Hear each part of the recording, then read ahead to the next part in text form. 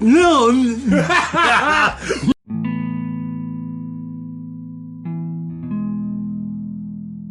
Right. The one that owns And it. The other dentist also. Sorry. Go ahead. No, continue. This is how we do things. Continue. No. Finish your story. All right. No, after you. No, after you. No, after you. By all means.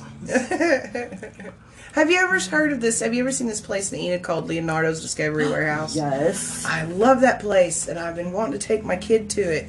And then fucking the coronavirus hit, and we were literally couldn't go anywhere, man. Right. Oh, it sucked. He had last October we were supposed to go on his Make-A-Wish trip. Oh, right. And because he qualified for Make-A-Wish, and so we're supposed to be going to Daytona, and he gets to tour the track, and then we get to go to Disney, Universal Studios, and the fish place. SeaWorld. Yes, SeaWorld. Yeah. And it's going to be for a whole week. Do you mind me asking what's wrong with him? Yeah, when he was born, it's called I've always called it HLHS. I just recently found out it's HRHS, hypoplastic right heart syndrome. Okay. And that's one thing. He also was born with... So his heart's on the wrong side? No, he has, in your heart, you have 4 chambers, and you have 2 ventricles. He was born with only 1 ventricle. The other one was never really formed. And so his heart, the reason it should be HLHS, which is hypoplastic left heart syndrome, but his heart was also born backwards. His aortic and pulmonary were reversed and twisted. His aortic was bicuspid and not tricuspid. He had a VSD, which is a hole in your heart, but it was so big that it almost wasn't a hole. It was almost like there was nothing there. So all of his blood oxygen level until he had his last surgery at 3 years old on an average day would never get above about 78. Wow. Yeah. And so that was, and so he had all these different defects that just hit him all at once, and we didn't find out until he was born, and it was like, oh, we hear a murmur, and then you send us to the next doctor. Oh, well, we got this, and then they send us to the surgeons, and then it's like, holy shit balls. Like, here's all this too, yeah. Yeah, 3 definite scheduled surgeries. The first one is just going to be to put this shunt in, because they can't do the regular one because his abnormalities are complex in their own version of themselves. Yeah. And so they're learning with him. They don't know what the fuck to do with him. Right. I mean, he've never... Oh my God. But our surgeon, his name is Hisashi Nikaido. Okay. And he is one of the top 5 pediatric thoracic surgeons in the world. Hell yeah. Yeah, he packs up his whole surgical staff once a year, and they go to Honduras, and they perform heart surgeries for kids who don't have any access to medical care. And I mean, where do you have to go to see him? It was all through St. Francis Children's.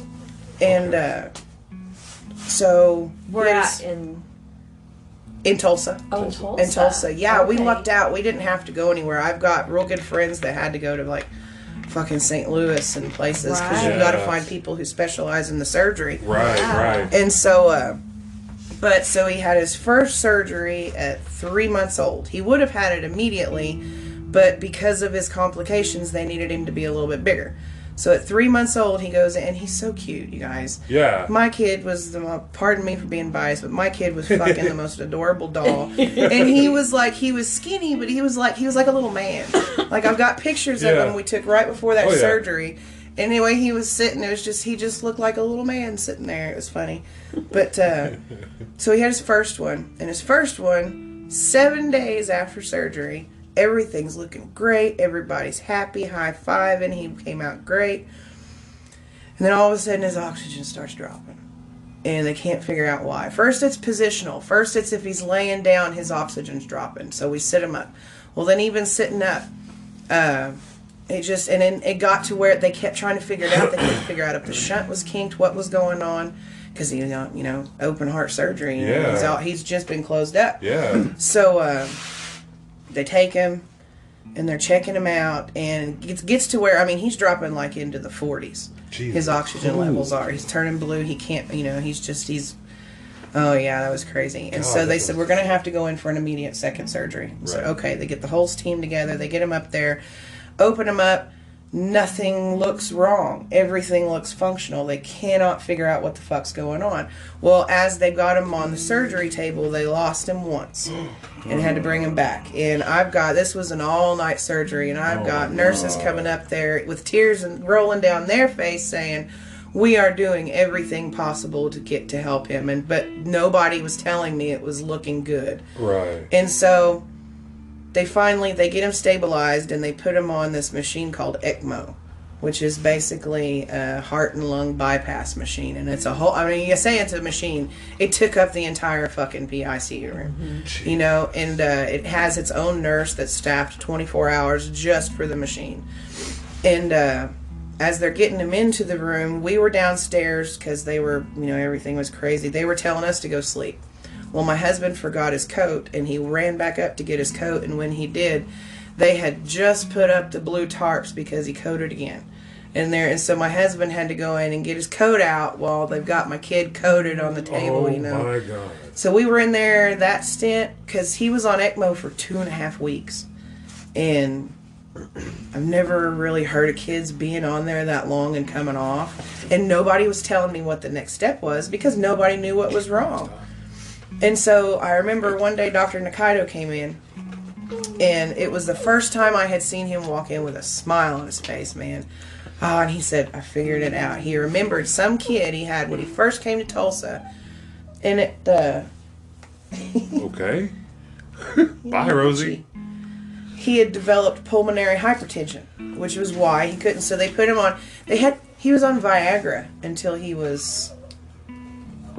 Because Viagra opens and dilates your vessels. It was for hearts whenever they first made it, wasn't it? Yeah. That's what it intentionally was made for, was for heart stuff. Exactly. Yeah. So, and I remember asking the doctor, like, how long is he going to be on it? Is it going to be forever? Right. Am I going to have to get him a trapper keeper when he goes to kindergarten? Right. And so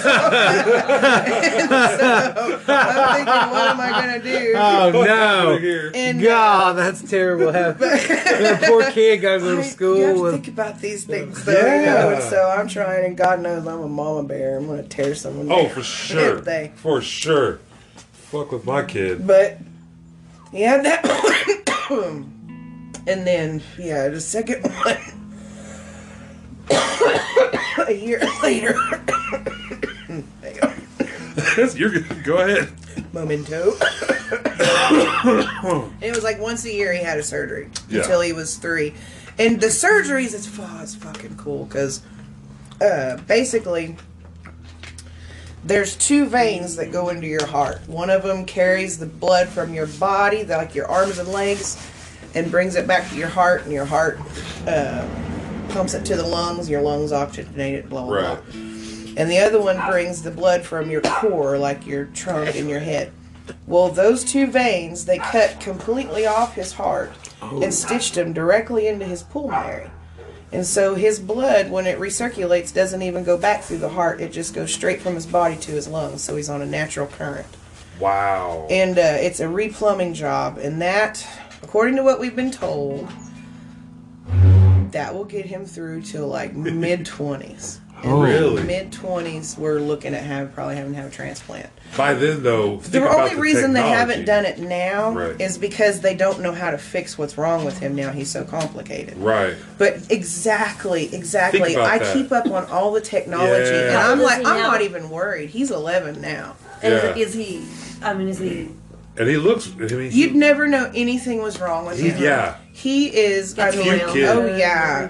Cute. He's a kid. He's a cute kid. Yeah, and he's fucking funny. Yeah. He's got my sense of sarcasm and his dad's temper, which is a terrible mix. But he's got that. But he's just. I remember one day, it was the first day we were starting that virtual school for homeschooling, And I got everything ready. I'm like, I'm gonna be the number one mom today. I got the whole table set up. I've got my kitchen or my dining room set up like a classroom. He sits down, and I go on the TV, and I'm looking to put on YouTube. I'm gonna put some study music, some ethereal study music. The right frequency hertz to help him learn as much as he can. Yes. And I go in there, and he walks in the dining room, and he's like, "What is that?" Like, it's study music. It's going to help you learn, man. And he's like, well, sounds like Jesus is coming back in the living room. I'm was like, stood there for a second, and then I just thought I couldn't say anything because I was so fucking proud of that Just line. turned it off real Yeah, quick. I You know was what? so glad Fine. at how I quick get it. witted he was. I need to pass that. Oh, shit. You're holding that. Oh, you're good. Someone needs to point a finger at me. Nitro No, around he is here. really funny. We got there we I go. got that one. Well, by the way, we have Jo Ellen Sholl on the show for today, and we had to Smith to throw that in. I just wanted to let it Right. go. before the first break, before the commercial break. For sure, yeah. Oh, wow, So, we're 10 minutes in. Intentionally brought that in on a downer then. No. You had like my attention. That's Oh my okay. God! Like, That's the way you bring them in. Yeah. Now they're here. yeah. Right? Now they want to know. We have Jo Ellen Sholl. Exactly. Yeah, man. I didn't know that whole story from the beginning. I knew he was sick, but I just didn't know how extreme it was. Because I mean, Do you have like a GoFundMe or anything people could do you have anything like check that? out? No. I was gonna say, could we set something up like that? Sure, you could. You could. Try to figure something out. I'm not good at that. I don't like. I know. You know what I I mean? Hospital bills alone, and if even say those were all paid, just the money of driving, Helping out. Yeah, the the doctors, Man, the driving alone Yeah. is a. trying Yeah. to eat out because you're At different doctors. staying We don't have to go wherever as much and- as we used to. Now it's like once every 6 months. That's Oh, awesome. yeah. That's yeah, awesome. and every time we go in there, they're just he's a superstar up there. He's so famous up there. Right. And because Dr. Nakaido actually retired, but he had my Dale and 2 other kids that he would not retire until he did their final surgery. And then after he finished them, he left and whatnot. And Imagine his hands, man, being so in like the precise. You're cutting like arteries and like Yeah. on a child. because, Like, well, at 3 months old, their hearts Yeah. are the size of a walnut. Yeah. And not even like a big walnut. It's just Right. a medium fucking size walnut heart. And you've got to, yeah, exactly. You've got to be. I think but that beats brain surgery. our For sure. surgeon, Dr. Nakaido's fucking fascinating. He wrote a book. Shit, what's the name of it? Gotta Something get on the heart. podcast. And anyway, his father was a doctor. And his father came from a line of samurai. And when his father decided to not become a samurai and follow the family line and become a doctor, basically he kind of shamed their family. And so, and this was when he was living in Japan, so, well, that's when Hiroshima happened. And his dad, he remembers being young and watching his dad go around and helping everybody. And he's just, he just had this attitude. He's like, I can do this. And so he went into it and just went, man, and head into it. And he's just one of those people that's what they're supposed to be doing. He was just right. natural. Story. And, well, he didn't really have a whole lot of faith in anything. He just, by the books, what you learn. And he got to the point where, if he couldn't figure something out, he'd go to school and learn more about it. That's how he became so specialized. Well, he lost his son. Oh. He was, and that kind of changed his whole world. His son was killed in an elevator accident when he was in college, going to school to become a surgeon too. And he was killed in an elevator accident. And he just remembers having a hard time going back into it. And the hospital he's working at, he looks up and he sees a mother of one of the heart babies that he had lost that was working there as a nurse. And he said, well, how can you be here? He tried to tell her, I just thought, how can you be in this place every day knowing this is where your child... And she said, well, it's just what I'm supposed to do. So anyway, kind of changed his faith. And yeah, man, he's gone on to just fantastic. But he has such a cool backstory. That's awesome. Super cool. It actually inspired me to go to nursing school. And god damn it, I quit smoking marijuana 3 months before nursing school. Just to clean out and go to nursing school. I was 3 months in. I was like one of the top 3 in the grades in the class. I was going for it. And fuck if they finally didn't get the thing back from my drug test that I had came positive for marijuana. Oh, So no. I got kicked out. So Oh. yeah. It bummed me out for a long time, but you don't keep me down long. Yeah. I wasn't supposed to be there. And then life pushed me around to where I am now because my husband was trying to go through this whole fucking disability process, which put us... Oh my gosh, that's a huge long story too. No, it could be a 5-hour podcast. Anyway, we wound up having to wait on his fucking Social Security for like a period of almost 6 years. Yeah. And in that 6 years, exactly. Yeah. And so that whole 6 years go by, and the only income we've got coming in is my son's SSI, $770 a month.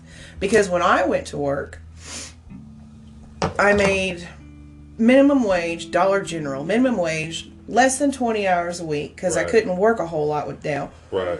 And just that little bit kicked Doc and I off of adult sooner care. And he's insulin dependent, has asthma. Shit. So, I mean, how the fuck are we going to pay for his stuff? Yeah. And so it put me in this position of, I'm willing to work, I want to work, because I'm going crazy being at home all the time. Right. I'm a people person, and it was fucking nuts. So it was like that, and a friend of mine I used to work with said, why don't you start painting some scrap wood? Everybody's into these scrap wood signs right now. I'm like, So I did. And I was kind of coming through that whole spiritual growing stage of saying, okay, well, put the people in my path I need to get me where it is I'm supposed to be, where my higher self is supposed to be. Put those people in my path that are going to get me there. Right. Well, then turns to find out this family that had helped us out every Christmas with Dale, it's actually a lady, and the guy named Rex Lynn? He's an actor. Remember Cliffhanger? Yeah. Remember the bad bald guy in Cliffhanger? A little bit. I don't remember. He's also the school principal on Young Sheldon. Ah, damn it! That's the one. I haven't watched that yet. I've watched a little bit, but I have never seen the principal. And he was the narrator and the sheriff in 1,000 Ways to Die in the West. Okay. Well. Okay. You know who it is now? I'm gonna figure it out. Yes. Okay. Yeah. Well, anyway, that's because his nephew was in the hospital same time as us. Dale and him have had almost the exact same surgeries, and so we didn't know it until later. But they were helping us out over Christmas. Well, the lady that was helping him found out I was trying to start painting, so she bought me all the paints. She bought me a printer. She just, for no reason, like I just, she just out of her good of her heart. And that got me started. Well, I'd make $20 here, $20 there. And then so everybody was wanting them so much, I had like this huge list that I wasn't ever getting to, and I was working 24/7. Well, there I go. I meet Cody. And they got the pawn shop then, and they just started the buckin flamingo. And Doc said, take your signs down there. And I said, nah, I'm weird about that. Look what I did. That's just, look at the glory of what I can do. Yeah, that's how I feel. So look at my things. Yeah. Look at these things. You got it with your fingers. Look at my things. Yes, things, jazz fingers. Things. Yes, come gather around. Come gather around here. Look at all the stuff I brought. I can't stand that. That's why I won't drive a red car. Really? I won't, because I feel like if I'm in a red car, when I wrecked my car, when that herd of fucking deer hit my car, remember you bought me a BB gun? That's my favorite memory of you. Because I had that giant rant on MySpace about those deer. But, they gave me a red, loaner car during that time, and I hated it. Ooh, check out the lady in the red car, yeah. I know it. I like to be in Colorado. Oh, that's fine. In lime green. Lime green. Nobody looks at lime green like, I'm actually without a vehicle now. I'm in my mom's car because trick-or-treat night in Pawhuska, we're coming down Kaihika. Oh my god, I remember. Go ahead. Yeah, this fucking old man was at the stop sign, and there's no stop for us. We're supposed to go. It's right that weird corner by the tribal buildings. And he said he saw the guy in front of us, and he saw the guy behind us, but he didn't see us. And I'm right there, and all I remember is my old man going, yep, he's going to fucking hit us, and then BAM! And I've got Dale and my other two nephews in the back, not strapped in, because we're trick-or-treating. We're you got to stop and go. Holy shit. So Dale hits the back of the seat, trying to keep little Kaysen from hitting the back of the seat. Jeez. Everything's now, mind you, I can laugh about this now. Right. My old man, I had done his face up, and he was the Ghost Rider. He was all cowboyed out, and I had his whole face painted like a skull, even into his beard. And this poor old man, my old man gets out, and I'm telling you, my old man. He thought the devil came to get Am I dead? Guess I'll die now. Right? He's got fucking Ghost Rider out there cussing him within an inch of his life. And the guy that's trying to help Dale, because they had Dale over now on the deal holding his neck stable till the ambulance got there. Yeah. And Doc's just rah, and the cop's like, I cannot get up to stop him. And I'm like, honey, please calm down. Please, you know, I'm trying to Dr. Phil my husband. Had a fireball in his hand. Had some chains. He was okay. He just had a bruise on his cheek from where he hit the seat. But he was all mad. He was like, I just want to go home. That guy ruined my Halloween. And I remember whenever we hit, he was so angry. You know, and we cuss all the fucking time. Right, yeah. I'm sorry, they're colorful adjectives. It's not a big fucking deal. However, I tell my kid, those are grown-up words. Right. You are not tall enough, nor are you mature enough to use them yet. Right. When you show me you're mature enough, I'll allow you to start sliding them in. I have no sympathy because we were not allowed to say fart or crap or dang. I remember when I first found out that that I could say crap and get away with it, I used that word every chance I could. right? I couldn't say stupid. That one, my mom would. My mom, I would get in trouble if I called someone stupid. Stupid? Stupid is the worst thing you could call anybody. We were watching I'm Gonna Get You Sucker one time, and remember when they show the dude's big toe, it's all fucked up? Me and my dad are watching it, and when I'm laying there on the couch, and I go, what the fuck is that? And I go, oh! And then I look over at my dad, and my dad's going like this. Just watching TV. He can't hear a word I'm saying. And I just go, like, right? Oh, thank God. Thank God. But then I said crap one day, and he said, yeah, that is funny about whatever. And he just confirmed, I didn't get in trouble saying crap. Crappity crap. Right? Like, I just crap every time. Sorry. What I want to know is the elephant in the room is when we gonna get to the aliens, because you.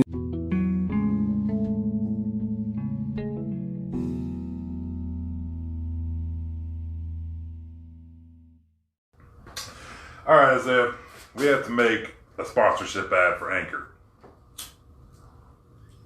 Anchor, you say? Yes, sir. What is this Anchor all about? You want to make your own podcast? Do I? What you need to do is you need to go check out anchor.fm and sign up to make your own podcast. Let me guess. From the sound of your voice, you like fishing. No, What? I just like to eat them. Okay, well then you can make a whole podcast about all the different kinds of fish you ate. How about that? You enjoy that? I wish I'll eat that fish. Hey man, alright. Well guess what? You can download the free Anchor app, or you can go to anchor.fm to get started today and make your own podcast, brother. Mister, if I had a computer, I'd jump on Anchor. Yeehaw!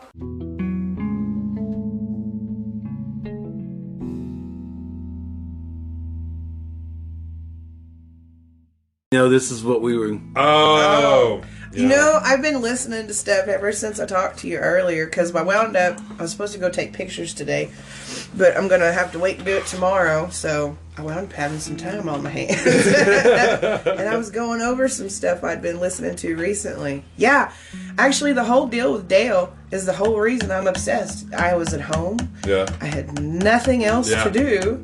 And I just got sucked in it, man. Yep. I got sucked in it. I watched this documentary called I Know What I Saw by James Fox. And that was one of the first ones I saw. And it was mainly about the Phoenix Lights. Okay. Yeah. James Fox is the guy who just did the one called The Phenomenon. And that's fucking badass. I haven't watched really that one like yet, him. but I'll check it out.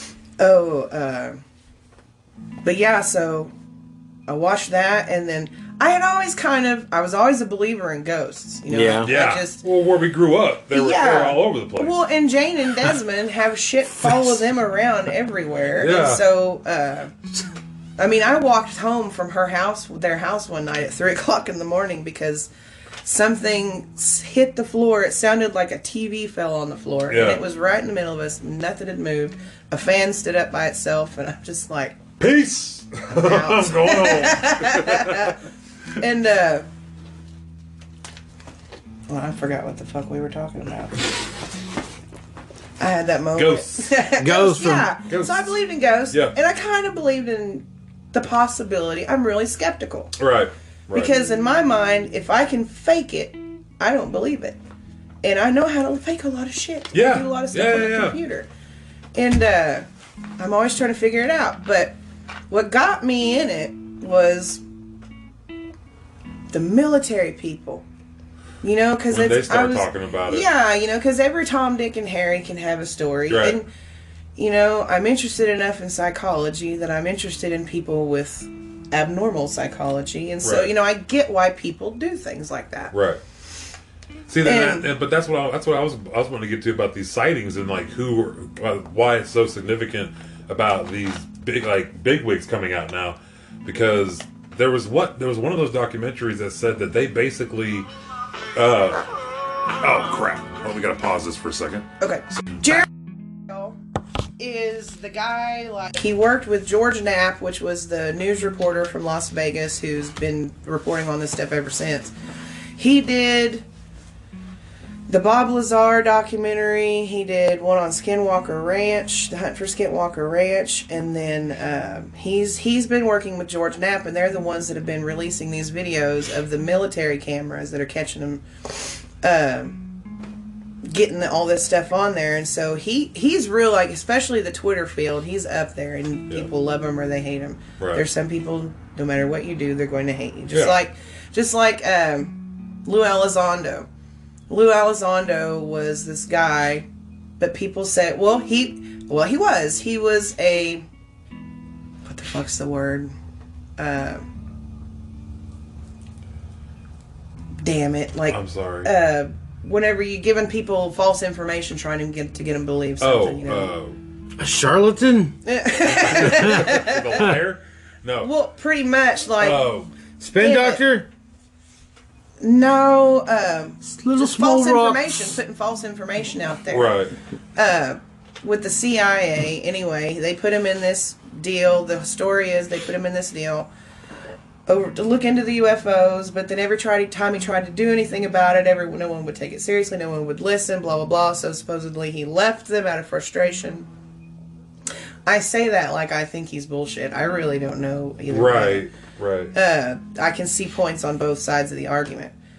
But they don't like him. He came out with the TTSA, which had the guy from Blink-182 in it. That was awesome. Yeah, but that organization that he started, I don't know.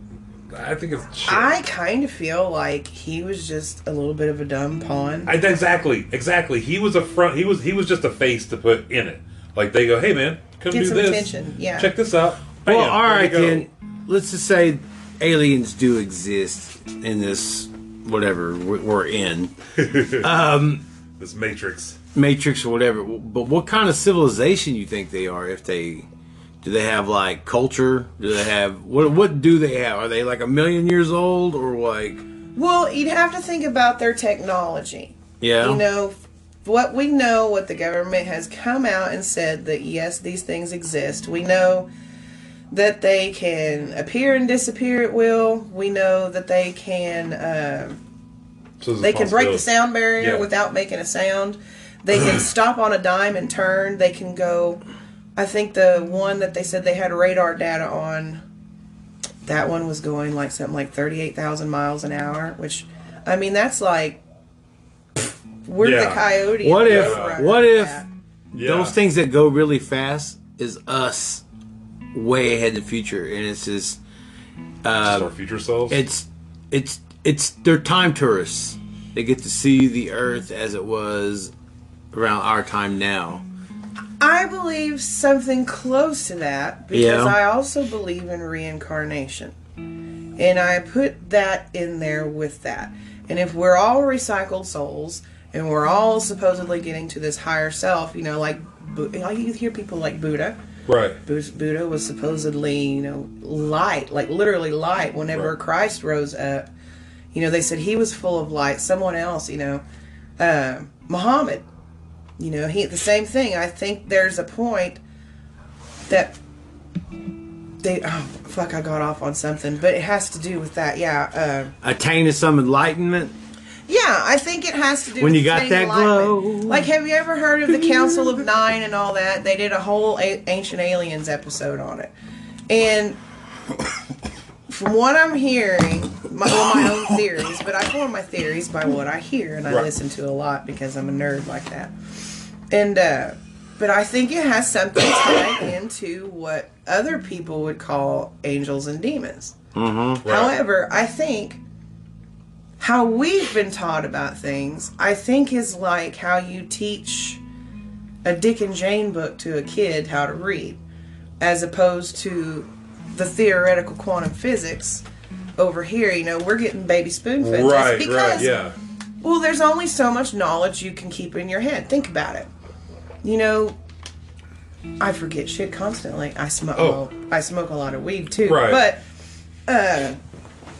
it's not so much because I'm forgetting. It's just because I've got so much else going on in my head. It's like I don't have room for anything else to get in there because I'm constantly thinking of other things. Right. And You so- have the equipment, the ability to attain that information, but you're limited yeah, disk space. we're physically Yeah. limited by our I think meat our suits. process power isn't enough yet. Or you don't live long enough for your process power to process there. it. Get Yeah. where you need To to be. attain that processing Yeah. level. See, that's why I was saying, like, we talk about how he has to be like around 20 years old, or around 20 when he has to have another surgery, I think. Remember? Or when the Yeah, technology, mid-20s, yeah. Just think how far the technology will come, or will Yeah. have gone in 20 years. But see, I'm such a believer in the fact that that shit's already out there. Oh, it is. It is. Okay, They're already. one of my favorite people to listen to, absolute favorite people to listen to, is Richard Dolan. Because, I would have said Toke Signals, but I mean, I get Eh, it. well, I no. get it. That's cool. I get it. It's all good. I no, understand. Richard Dolan, like, he knows his shit. He's a historian. And Right. And I like the way he thinks. If he cannot back it up with some kind of documentation, something, then it might be an interesting story, but you know, it's just that, it's a story. You can't, and don't use it as that. Like, I've had my own UFO experience, Right. but I don't really talk about it a lot because if someone were telling it to me, Right. then I wouldn't believe them. Right. And I don't think you should. I think you should believe from facts, and I think you should believe from what your eyes see. What but you I did, actually see. yeah, and Yeah. it was when I started getting into the whole CE5 thing. That's what Yeah. got me started off wanting to get a group. And because I tell you, I was on my porch, and I was just chilling out. Dale had gone to bed. Doc was watching whatever he was watching, and I had this little air mattress that I laid on my front porch. And I was watching up at the stars, and I thought, well, I'll try it, you know. And I'm kind of one of those people, I think, nothing's ever going to work for me Right. anyway. So I'm Yeah. half-assed not even thinking anything's going to happen. And I'm sitting there, and I'm watching, and I start seeing this, you know, I did my meditation and all that, and I was actually about to go in, and I just saw this little, I thought it was a satellite. Right. Because I try to explain everything as a satellite. Yeah. You know, I'm waiting to see Starlink just because that's cool. I haven't. A friend of ours seen it. Did they? Yeah. Oh, I can't wait. I want to point it out to Dale. I'm like, look at that shit. Yeah. But it was just, you know, kind of chucking along, and so in my head, I'm thinking, if that's you, can you do something to show me it's you? Right. You know, thinking in my head. Well, this little light slows down and then makes like a little U-turn and starts coming back down, and I was like, holy shit. You know, and by this time I'm up on my knees, man, and I'm looking, and I'm like, are you for real? And I said, all right, if it's really you, you know, come around. Well, this little, and I forgot what else I asked it. Anyway, it came down, it went like this, and then as it got down here, it slowed down, and then just went back up here, and by the time it got just a little bit further, it just completely zipped out. Yeah. There's Wow. nothing. And I was like, but what got me was that it did exactly what I asked it to do, exactly when I asked it to do Right. it. Yeah. And so, responded to you, twice, you know, in a row. So it convinced me. Yeah. And I had another experience before that was interesting, but I won't say it was and I won't say it wasn't. We were watching, my husband and I both. There was this little 2 lights here and this red light, but the way they were moving, it looked like it was getting bigger. Well, this red light was catching up to it. The red light gets to it. It's like it comes one big white light and then splits into 3. Oh shit! I was so amazed. I turned it into MUFON. I was like, I don't know what this is, but I saw it. Yeah. But Have you ever heard of the grabby alien theory? the grabby alien. Yeah, because like when a species, you know, it evolves from like say like a single cell organism into like a multi-cell organism into what we are, Right. and we start creating civilization, and then start creating ways to traverse the stars itself, like us as a species. Like mathematically, there should have been something before us that's already in our bubble of space, like some other civilization that's we should not exist yet because humanity was born too early. Like it's an early race of what the universe is. Right. So that's why we're the grabby aliens that's going to be the first ones to travel. To travel out. Yeah, travel out because it takes billions of years to grow this type of civilization, Right. and so we're just a young civilization I'm telling in you. the, Yeah, in I the think we're babies. grand in the I grand think space of we're- things. I agree with the science experiment thing. We're just a different universe's science experiment that they forgot about, and it's just like, oh look, there might be something there. We'll let it set, see what happens. Or Yeah. what if You know. we're something like in a somebody's desk, Yeah. and like somebody spilled the Diet Coke on the motherfucking, and it created like Yeah. some sort of aberration, like in the You know what? universe. Like, oh shit, what the fuck do we do? And it created something. Well, that- quantum theory tells you now that if I drop a penny here, it's going to affect the matter in this other universe over here. I forgot what it's called. It's some Right. kind of like a butterfly effect, but like Oh, in the it's galactic. different. Yeah. Different points. And I kind of nerd. Oh yeah, I don't want to get on the science. No, this is Put what we thoughts do. together This is well what I enough like to talk Yeah. about. Yeah, The no, I weird believe science, that. deep science Yeah. of it all. I kind of feel like there are things that are much more advanced than us. Like whenever most people say God, I think of God in a different way. To me, God is like everything and everything combined. And like the best description of God I ever heard was, imagine this gigantic sun, this flaming, but it's like a liquid, and it's Yeah. the biggest thing out there, and everything else is in it. That's the universe. That's God. And you take a cup out of that, and that cup of it, that's you.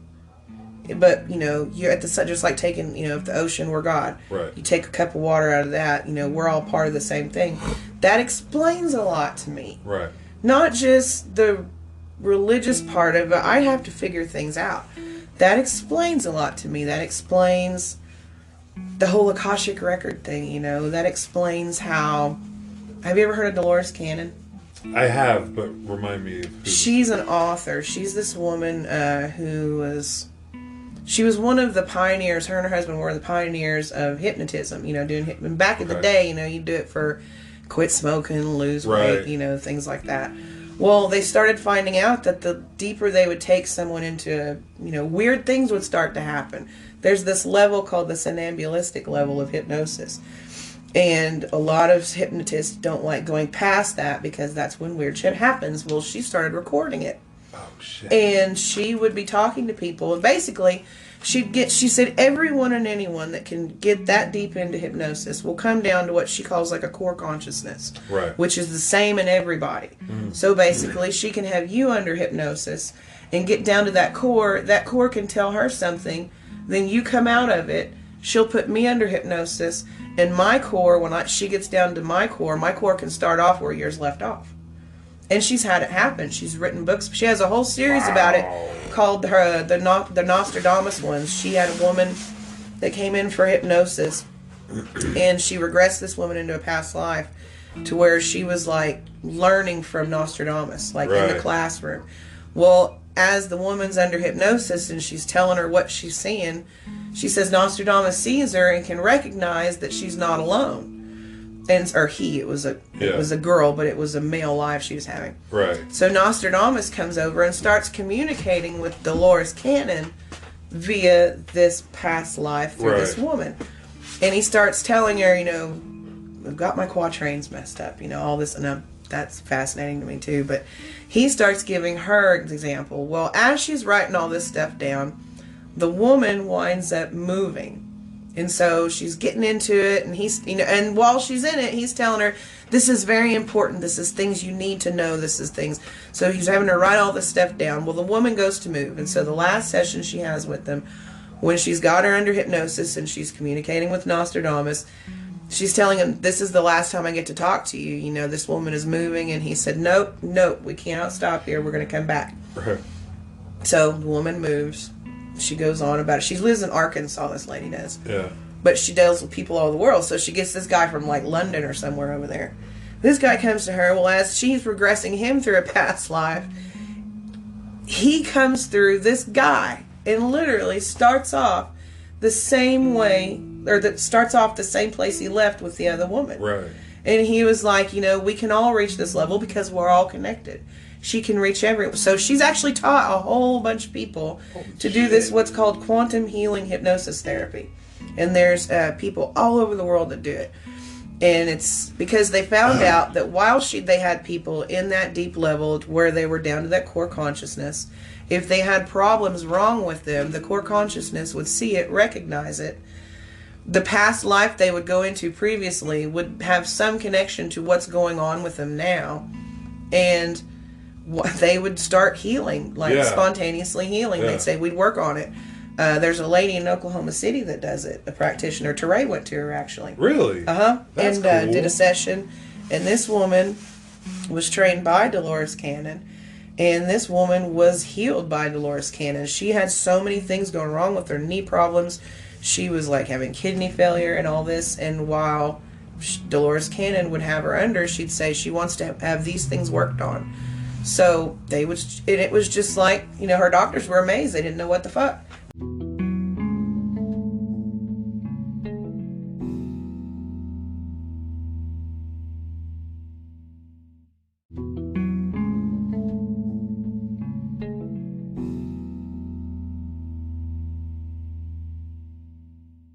And so now they're doing this, and I mean, there's science behind, there's some kind of science behind it. Yeah. I don't necessarily think it's what she does. Is it like Avatar where everybody hooks their tail up to the planet? Like, no, and it's all like some sort of shared consciousness? It's like getting us down to like the OS. It's getting us down to the operating system, Mm-hmm. Yeah. We're like, I'm fucking like Photoshop, Illustrator, and all this stuff over here. But when you get down to the core, I'm DOS. Yeah. And it's the DOS that's the same connected with everybody. It's weird to think that this up here, this is really what's alive. Like this is what the rest of this is just an operating system for this, or just protector. Well, I think we're just coming into an age where knowledge that was previously known is going to reemerge. Yeah. Think of what we lost when they burned the Library of Alexandria. Yeah. I mean, holy shit, damn, that's going back. I almost get, it almost makes me mad because I'm thinking, think of that shit. Yeah. There's a movie on Amazon. It's got the chick that played in The Mummy. The lady that played in that. Rachel Weisz? Yeah, Rachel Weisz. And anyway, it's a true story, and it's a character. And this woman it was back in that time, and she was a teacher over there at in Alexandria. Right. And Alexandria, you have to understand, was a mix of paganism, and then Christians came in, and Alexander wanted the world to see this place as a place where different types of people could come in and mesh, a melting pot, almost like the first American idealism. Right. Well, the Christians decided that everything was a heresy. They didn't want them teaching this, and she was put to death. I mean, flesh ripped off of her, everything in front of crowds, and they burned the Library of Alexandria. She had tried to save some of the documentation, and when they found her, they burned her for being a witch. And so it was a crazy story, but think about that. Think about how much history we've lost. Well, now we've gone through this whole age where everything has been physical science. If you have to, but that's such a narrow-minded view of what actually exists. Right. You know, it's just like a rainbow spectrum. You know, out of the entire spectrum, we can only see this one little tiny part of it. But that's just because that's all we're able to. That doesn't mean the rest of it doesn't exist. Right. And what's happened is men in power have made it to where it's like, oh, you know, you're a nut. You're a nut because it serves their purpose. Keeping it hidden serves their purpose. Yeah. But because they're what, like, the government's like what, 50 years advanced compared to us or something like that. There was a number thrown out there like they're 20 or 30 years more advanced than what we. There's 40 years for every year of civilian technology advancement. There's like 40 years of military government. The guy, I'm trying to remember his name. He was the head of Lockheed Skunk Works. Yes. The head of it. I know who you're talking about. And when he was retiring, he had a big, you know, met with everybody in the company, was speaking. And he said, we now have the technology to take ET home. Yep. If you can think it, we're 50 years ahead of it. Yeah. If you can imagine it, we're 50 years ahead of what you can imagine. Man, I want to be in that room. No shit. I mean, not like... Like I want to know the math equations. I want like there's so many questions I have about like what's the formulas for all this? You should watch this guy called, his name's Nassim Harrison. He is this mathematician that is fucking, and the way he explains it though, because I'm an artist, I have an art brain. I never got math because I can't visualize it. I can't figure it out. But this guy explains it.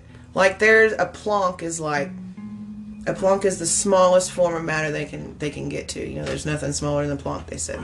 Well, he's looking at like the Fibonacci sequence. It keeps going and it keeps going. Well, that's natural in nature. Why can't it keep going the same way?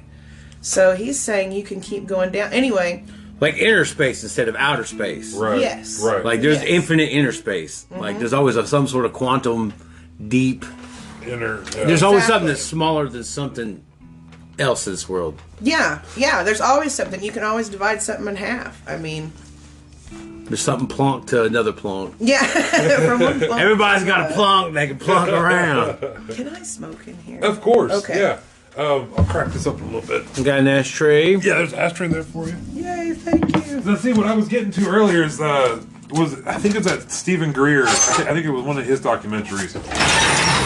I know him real well. I got really... You know the trailer that pulls the flamingo around in Pawhuska? That was the first real job I did for Cody, was painting that trailer. And while I was out in his barn painting that trailer, I did nothing but listen to Stephen Greer YouTube videos. Right? So I learned a lot about... Yeah. I could be wrong on which one I'm talking about, but there was like a whole plot line of how the government was going to lay this whole thing out for us to learn. Yes, that came from Werner von Braun. Yes. And it was his assistant. It was his nurse, wasn't it? Yeah, like the nurse that was taking care of him before he was while he was dying. Yeah, she was like I don't know if she was a nurse or like a personal assistant or what she was, but yeah, he basically told her, you know, it's this whole thing that first it's going to start with, you know, it's going to be Russia. Yeah. You have to hurt Russia. And then it's going to be rogue nations. Yeah. And then it's going to be, you know, a threat from outer space. And he said, but, you know, that's what he said. The last card they're going to play is it's going to be from outer space. Yeah. And they keep talking about I just saw an article today, actually, about they're going to try to put a nuclear plant or something on the moon. They've got plans to try to put this nuclear plant on the moon. So they're going to get workers to go work on the you know how much that costs? Right, exactly. But where there's a will, there's a way. Right. Where there's an Elon Musk, there's a way. There's already Nazis on the moon. I'm a strong believer. We already have things on the moon. I really feel like we do. I feel like we have something already there. But I feel like there was something already there. True. I heard the stories about Neil Armstrong and all them when they went up there. They seen stuff up there. Yeah, they were all across the ridge. Yep. And you got Gordon Cooper, you've got astronaut, you've got Edgar Mitchell. You know, every one of them. And have you ever watched Buzz Aldrin talk about stuff like this? He talks about a lot of I weird love shit. his face when he talks about it. Because you can tell he's trying to tell you without telling you. Yes. You know, I watched Find motherfuckers in the streets. Like, somebody said, it's fake. He was up there all... I saw this video on online. He was coming up to a hotel, Buzz Aldrin was, and this fucking flat earth motherfucker is out there. Why are you lying to the people? Why are you telling everyone this whenever you know it's not true, that you never went to the moon and blah? And Buzz is trying to hold his inner Buddha as much as he possibly can, but this guy was just obnoxious and in his face. And the next thing you know, old Buzz pulls out the young Buzz and boom! And hits this guy straight in the nose, knocks him down. And I was like, I have a whole new respect for Buzz Aldrin. You know, flat earthers are the kind of kids that don't like hot dogs, but will eat a bologna sandwich. Yeah. Like an atheist. I was like, hey man, I like my bologna. I like my hot dog flat. I have a friend that she claims to be an atheist. Well, I won't say claimed. I love her. She's like a sister, but she says she's an atheist. Yeah. But she's seen and had experiences with and believes in ghosts. Right. I mean, I saw the ghosts that she had in her house, you know, when I was little bitty. And I don't get that. I'm like, how can you not believe? I guess you could just... What do you call that? What is that? Like, it's I'm not not sure, because I always thought atheism was like, you don't believe in anything. Yeah, that when you die... But then there's are nihilism as well, and it doesn't matter. Like, we don't believe in nothing. It doesn't matter. It doesn't matter. And the Denialists and The Big Lebowski. Yeah. but I like, fucking love that movie. they were talking on that one documentary about how this is why we have so many like abductions and shit, and like people saying supposedly our own government was abducting people in these reverse engineered UFOs, and that's what all the cattle mutilations, most of the crop circles. Trying to get people to be afraid. Trying to get them scared because they're playing that. Why do you think in almost every single movie made about aliens, they're the bad guys? Right. In almost every single major motion picture made to date, besides a couple, which they said Encounters of the Third Kind was actually written based on a true story. On a true yeah, story. I think that was the Haldeman UFO. Yeah, and he's actually some dude's in the video or in the movie because the one that helped him that like helped him out with it. I can't remember his name now. Hynek. Yes. Yeah, J. Allen Hynek. He's actually in the movie. What do they want? I mean, what's the end game with them? Like, are they supposed to guide us? Or are they supposed to... Just from what I've heard, it's we're like kind of not we are accepted. way the fuck out of balance. Yeah. Okay. Yeah, we're not able to accept them yet, so they're we're just not going in to keep balance us with on the the planet. wayside. We're for killing now. our planet. Yeah. And what affects our planet affects other regions of the universe. It affects other places because there are multiple universes, there are multiple dimensions. Yeah. And what happens here doesn't just happen here. That's why whenever we started using the atomic bomb, that's why we started having this upflow of UFO experiences, things like that. Because they're coming up like, what have the kids gotten into now? Yeah. You know? Yeah. Someone left the matches out. It's like, but that's crazy that they left us like that and wouldn't think that we could even think of the atomic bomb. well, think of Star Like Trek. Like the theory that, you don't interfere. Right. You go down, but you don't interfere. Well, also too, like the mathematics and everything in the discovery of the atomic bomb and the formula and shit. Was it discovered or is mathematics discovered, or is it like, is it something we're just drawn to? I think, this is my theory, I feel like there's somewhat like a download. You've ever heard the theory that it isn't just that one person can come up with an idea? It comes up in multiple places in the world at the same time, but only one of them will get credit for it. Right. It'll be the same fucking idea. Right. And I think it has to do with that whole Akashic record, and I think it has to do with they know better than we do what the fuck to do. Because we are babies running around here, and babies want chocolate cake and, you know, things like that for breakfast. Right. Well, they know that's not good for us, you know, so I don't necessarily think they're I think it has to do with spiritual evolution. I think it has to do with the fact that they're really trying to get us there.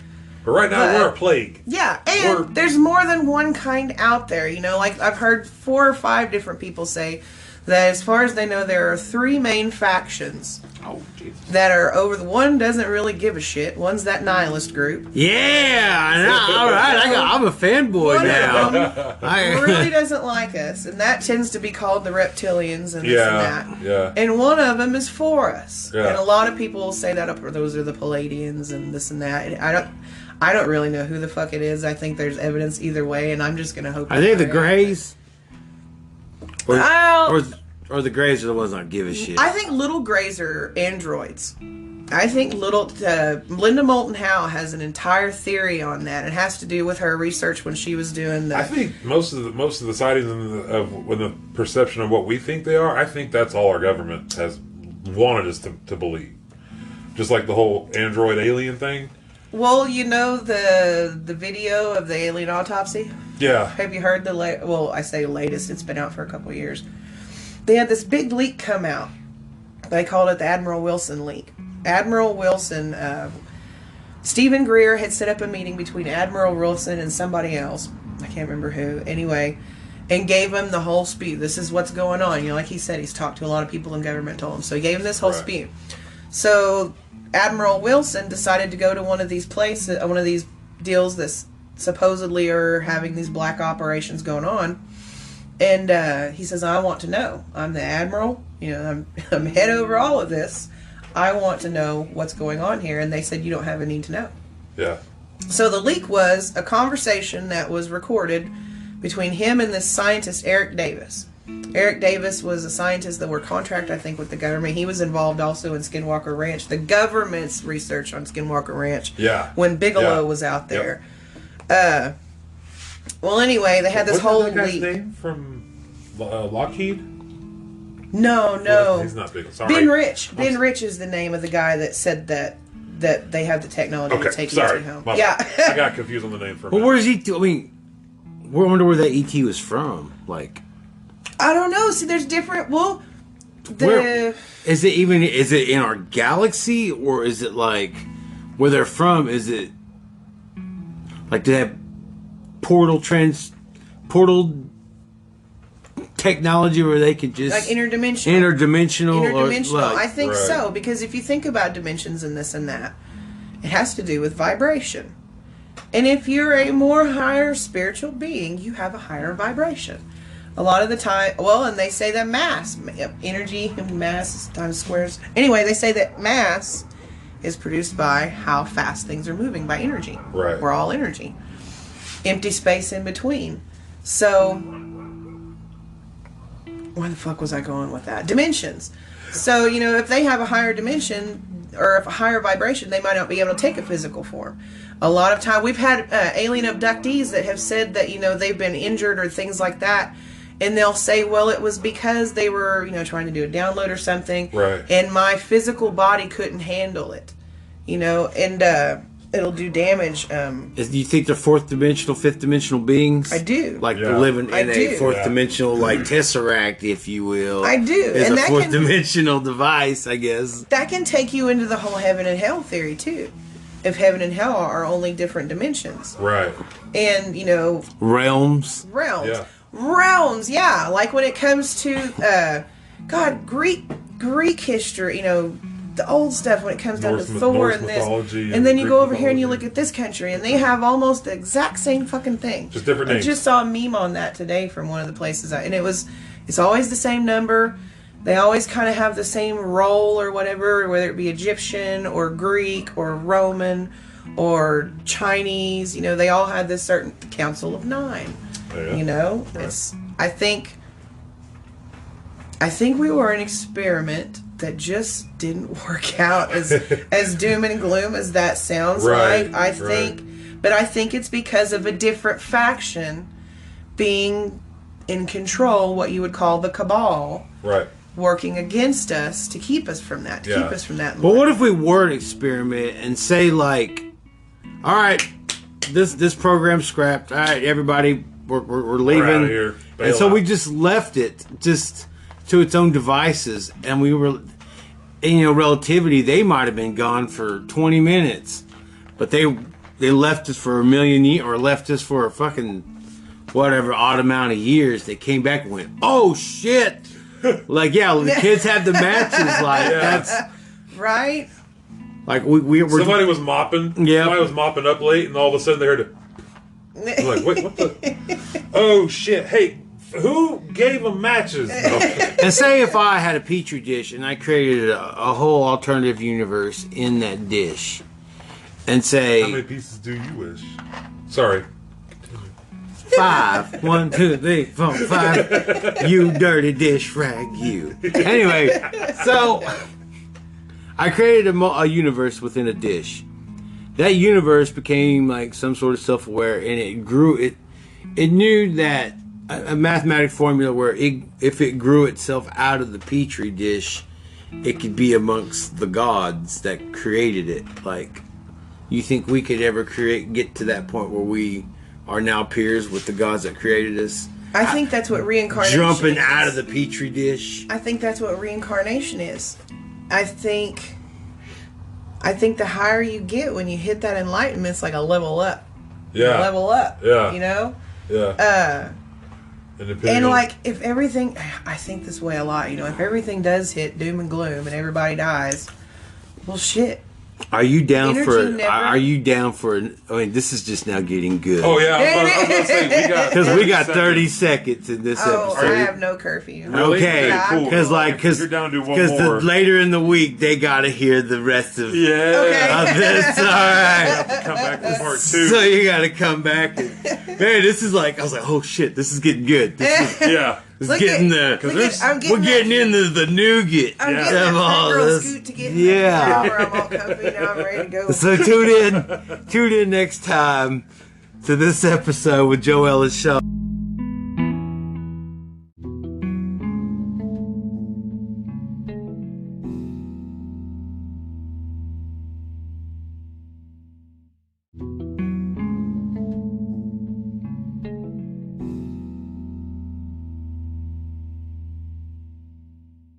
True, like Skip, fame. scab, scoop later. And, Here I am, smoking a lot of ganja.